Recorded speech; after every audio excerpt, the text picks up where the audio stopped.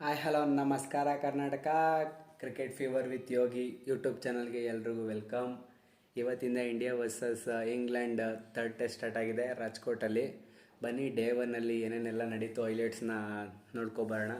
ಮೊದಲಿಗೆ ಹೇಳಬೇಕು ಅಂತಂದರೆ ಜುರೇಲು ಮತ್ತು ಸರ್ಫರಾಜ್ ಖಾನ್ ಅವರು ಟೆಸ್ಟ್ನ ಡೆಬ್ಯೂ ಮಾಡಿದ್ದಾರೆ ಇಂಟರ್ನ್ಯಾಷನಲ್ ಕ್ರಿಕೆಟ್ಗೆ.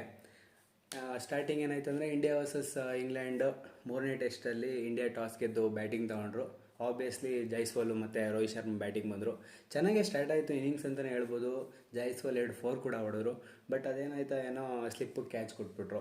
ನೆಕ್ಸ್ಟ್ ಅದಾದಮೇಲೆ ಗಿಲ್ ಬಂದರು. ಗಿಲ್ಲು ಹೆಂಗೆ ಹೋದ್ರು ಅಂತಲೇ ಗೊತ್ತಿಲ್ಲ. ಹೆಂಗೆ ಬಂದರು ಹಂಗೆ ಹೊಂಟೋದ್ರು. ಏನೋ ಕೀಪರ್ ಕ್ಯಾಚ್ ಕೊಟ್ಟು. ನೆಕ್ಸ್ಟು ಪತೇದಾರ್ ಬಂದರು. ಪತೇದಾರ್ ಆ್ಯಕ್ಚುಲಿ ಒಳ್ಳೆ ಫಾರ್ಮಲ್ಲಿದ್ದರು.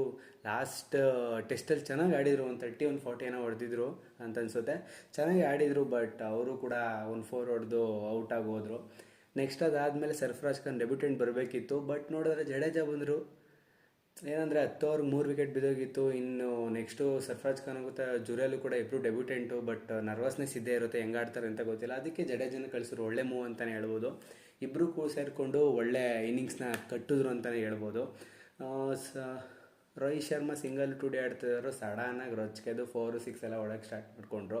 ಜಡೇಜಾ ಅವರು ರೋಹಿತ್ ಶರ್ಮಾ ಆಡ್ತಿದ್ರಲ್ಲ, ಇವರು ಸಿಂಗಲ್ ಟು ಡಿ ಮಧ್ಯದಲ್ಲಿ 4 ಆಡ್ಕೊಂಡು ತುಂಬ ಚೆನ್ನಾಗಿ ಬಂತು. ರೋಹಿತ್ ಶರ್ಮಾ 11th 100 ಕೂಡ ಕಂಪ್ಲೀಟ್ ಮಾಡಿದ್ರು ಇಂಟರ್ನ್ಯಾಷನಲ್ ಟೆಸ್ಟಲ್ಲಿ.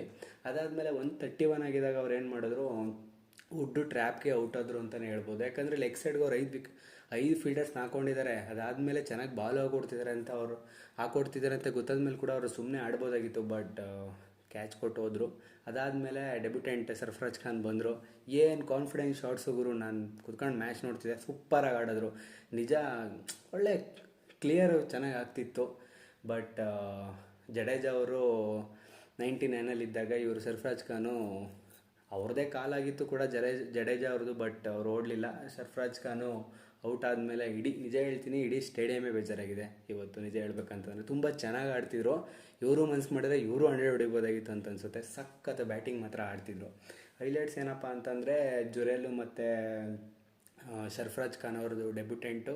ಅದಾದಮೇಲೆ ರೋಹಿತ್ ಶರ್ಮಾ ಮತ್ತು ಜಡೇಜಾ 100. ಸರ್ಫರಾಜ್ ಖಾನ್ ಸಖತ್ ಬ್ಯಾಟಿಂಗು. ಇಂಗ್ಲೆಂಡ್ ಕಡೆ ಹೇಳಬೇಕು ಅಂತಂದರೆ ಮಾರ್ಕುಡ್ 3 ವಿಕೆಟ್ ತೊಗೊಂಡ್ರು.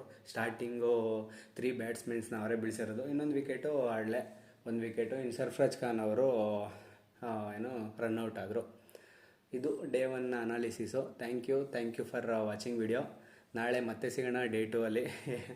ನಮ್ಮ ಚಾನಲ್ಗೆ ಇನ್ನೂ ಯಾರ್ಯಾರೆಲ್ಲ ಸಬ್ಸ್ಕ್ರೈಬ್ ಆಗಿಲ್ಲ ದಯವಿಟ್ಟು ಸಬ್ಸ್ಕ್ರೈಬ್ ಮಾಡ್ಕೊಳ್ಳಿ. ಮುಂದಿನ ವಿಡಿಯೋದಲ್ಲಿ ಮತ್ತೆ ಸಿಗೋಣ. ಎಲ್ರಿಗೂ ಒಳ್ಳೆಯದಾಗಲಿ. Thank you.